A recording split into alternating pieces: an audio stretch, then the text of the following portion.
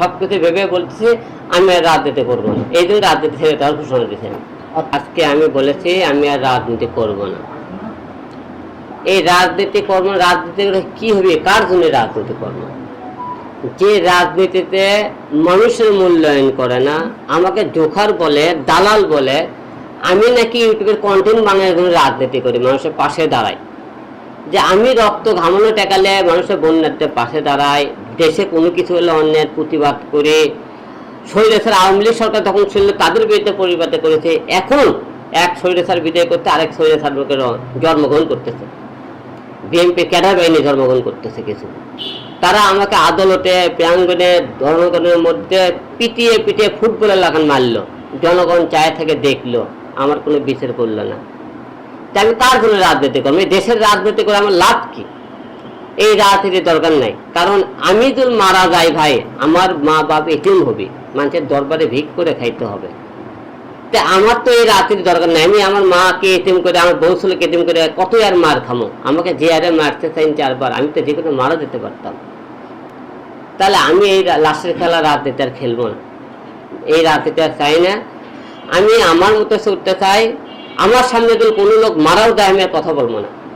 আমার সামনে বন্যা হয়ে গেলে হিরো এক পেট মুড়িলে দাঁড়াবি না, হিরো আলম আর অন্যায়ের প্রতিবাদ করবি না, নির্বাচন করবি না। কারণ আমাকে কেউ মূল্যায়ন করেনি, আমাকে দালাল বলেছে এখন লোকজন, টোকাই বলে, কমেডিয়ান বলে, ইউটিউবার বলে।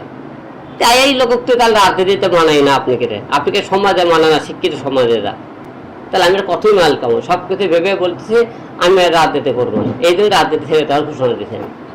তার ছেলে করে কথাবার্তা বলছে, হিরোল অর্ধ পাগল, পাগল সে হিরোলের মতো লোক, তারা কিন্তু তুই টাকার করে কথাবার্তা বল। আগামীতে বিএনপি ক্ষমতা আছে, আওয়ামী লীগ যেরকম জুলুম অত্যাচার করছে বিএনপি এরকম করবে। কারণ বিএনপি এখনই শুরু করে দিয়েছে, আমাদের সামনে তারা মানুষের কুপিয়ে কুপিয়ে মারতেছে, আমাদের সামনে তারা হাট বাজার দখল করতেছে, আমাদের সামনে আদালতের মতো জায়গায় তারা সন্ত্রাসী করতেছে। তাতে এখনই তারা মনে করে ক্ষমতা পেয়ে গেছে, লাভ নাই। শিক্ষার্থী সবাই তো বলছে দেশ স্বাধীন হয়, দেশ স্বাধীন হয়নি।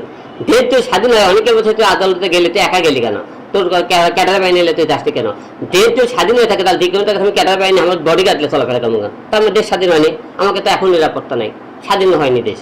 ভবিষ্যতে বিএনপি কারণ নিরাপদ হুমকি হবে না কেন, না ডক্টর ইউনূস ছাত্ররা হুমকি হবে কিনা, আওয়ামী লীগ হুমকি নাকি, আমি দেশ জনগণকে ভাবতে চাই না, আমি ভাববো না।